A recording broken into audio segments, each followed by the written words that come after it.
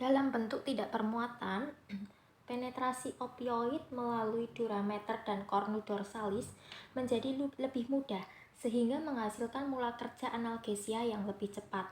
Kelarutan dalam lemak adalah penentu utama dari kerja opioid. Opioid yang lebih mudah larut dalam lemak itu mempunyai mula kerja analgesia yang lebih cepat. Akan tetapi, kerugiannya adalah bahwa obat ini memiliki masa kerja yang lebih singkat.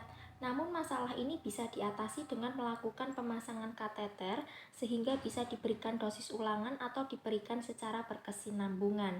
Opioid yang larut dalam air memiliki derajat ionisasi yang tinggi sehingga memiliki masa kerja yang lebih panjang.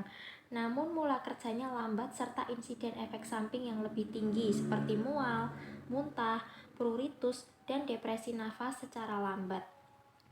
Sifat fisikokimiawi opioid itu tidak hanya menentukan kecepatan absorpsinya saja, tetapi juga pergerakannya dalam cairan otak. Kecepatan dan jauhnya penyebaran opioid ke arah rostral itu menentukan insidens dan beratnya efek samping. Opioid yang hidrofilik tertahan di dalam cairan otak sehingga bisa bergerak cukup jauh dalam ruang subarachnoid sebelum akhirnya berdifusi ke jaringan lemak dalam medula spinalis. Opioid hidrofilik yang dalam jumlah besar bergerak bebas dalam cairan otak dan mendapat akses ke pusat pernafasan pada bagian ventral dari medula itu bisa menyebabkan depresi nafas. Sebaliknya, opioid yang mudah larut dalam lemak mampu menembus jaringan dengan cepat sehingga membatasi jumlah opioid yang bergerak ke arah sefalat dan juga mempercepat bersihan opioid dari cairan otak. Kemudian masuk ke bab pemberian opioid secara epidural. Nah, dalam proses persalinan, analgesia yang dihasilkan dari pemberian opioid kecuali meperidin secara epidural itu memiliki beberapa variasi dari memuaskan hingga tidak adekuat. Analgesia menjadi tidak bisa diandalkan pada fase lanjut dari proses persalinan dan membutuhkan suplementasi analgesia. Morfin itu hanya efektif pada dosis tinggi 7,5 mg. Namun, dosis ini menghasilkan efek samping yang signifikan. Pemberian morfin dengan dosis yang lebih besar, yaitu 10 mg ataupun dosis berulang, tidak memperbaiki kualitas analgesia ataupun masa kerja analgesia. Selama kala 2 dari proses persalinan pemberian morfin secara epidural, walaupun dalam dosis yang lebih besar, tidak memberikan analgesia yang adekuat. Selain itu, mula kerja yang lambat dari morfin membatasi penggunaannya pada analgesia persalinan.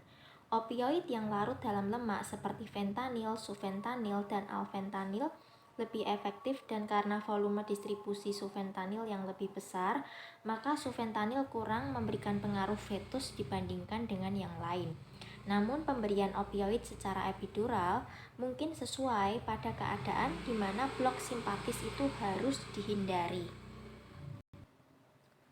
Ya, dosis opioid secara epidural untuk analgesia pada persalinan itu kalau obatnya fentanyl, injeksi secara bolus itu 50 sampai 100 mg.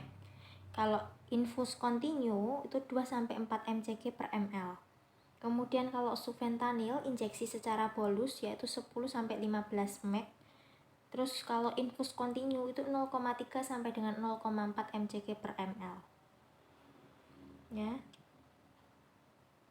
Nah, yang injeksi secara bolus itu harus dicampur dalam 10 sampai 20 ml bupivacain 0,125%. Kemudian untuk yang infus kontinu itu campur dengan bupivacain 0,0625% sampai 0,083% dan infus dengan kecepatan 10 sampai 20 ml per jam. Baik, masuk ke bab pemberian opioid secara intratekal. Pemberian opioid secara intratekal itu memiliki keuntungan yang mana tindakan ini bisa dilakukan dengan cepat dan menghasilkan mula kerja analgesia yang cepat. Teknik ini cukup sederhana dan bisa membantu terutama pada rumah sakit yang mana teknik epidural analgesia tidak bisa dilakukan.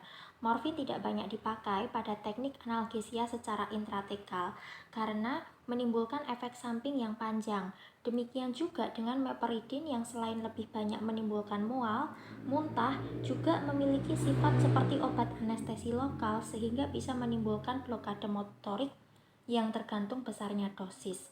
Yang banyak dipakai pada analgesia secara intratekal adalah fentanyl dan sufentanil. Akan tetapi, keterbatasan dari keduanya adalah masa kerjanya yang singkat, walaupun mempunyai mula kerja yang cepat, sehingga sesuai jika digunakan dalam teknik CSE. Keterbatasan utama dari teknik pemberian opioid secara intratekal adalah tidak adanya fleksibilitas dalam respon terhadap perubahan kondisi selama proses persalinan. Apabila parturien merasakan nyeri yang bertambah hebat atau membutuhkan tindakan operasi, analgesia dari teknik ini mungkin tidak adekuat dan membutuhkan teknik tambahan. Teknik ini juga mengandung risiko timbulnya sakit kepala pasca fungsi dura. Ya, masuk ke bab kombinasi obat anestesi lokal dan opioid. Keterbatasan dari opioid adalah efek analgesia yang tidak efektif pada kala 2 dari proses persalinan, sedangkan keuntungan dari obat anestesi lokal adalah mampu menghasilkan analgesia yang efektif pada kala 1. Di lain pihak, keterbatasan dari obat anestesi lokal adalah analgesia visceral yang selektif, sedangkan keuntungan opioid adalah kemampuannya menghasilkan analgesia visceral yang kuat. Maka dari itu, dengan mengkombinasikan keduanya, maka diharapkan akan menghasilkan efek analgesia yang poten untuk menghilangkan nyeri pada persalinan.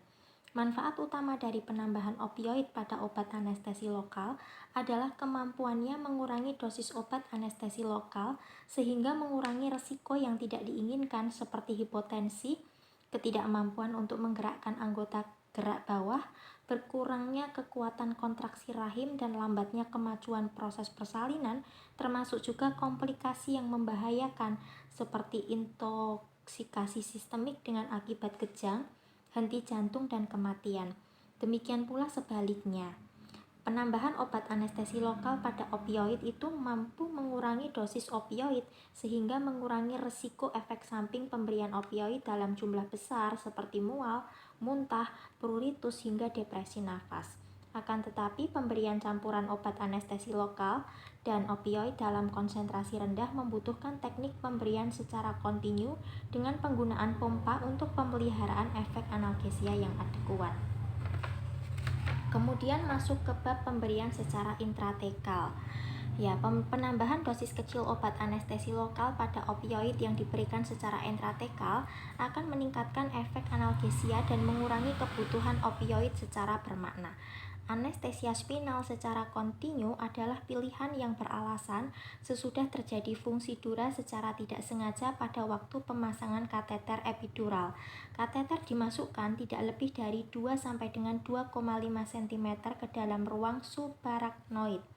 Injeksi campuran obat anestesi lokal, opioid harus dititrasi secara hati-hati untuk menghasilkan respon klinik yang diinginkan. Masuk ke bab pemberian secara epidural.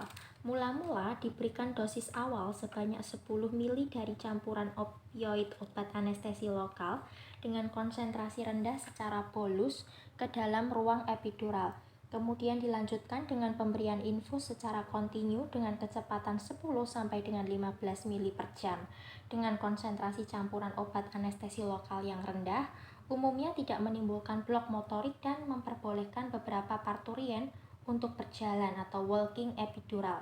Meskipun kebanyakan parturien lebih memilih untuk berbaring di tempat tidur sesudah menerima analgesia secara epidural. Akan tetapi mereka sangat menghargai jika masih bisa berjalan, paling tidak di dalam ruangan atau ke kamar mandi dengan di bawah pengawasan yang mungkin bisa membantu jika ia terjatuh akibat kelemahan anggota gerak bawah. Penderita ini juga tidak banyak tergantung orang lain untuk merubah posisinya di tempat tidur.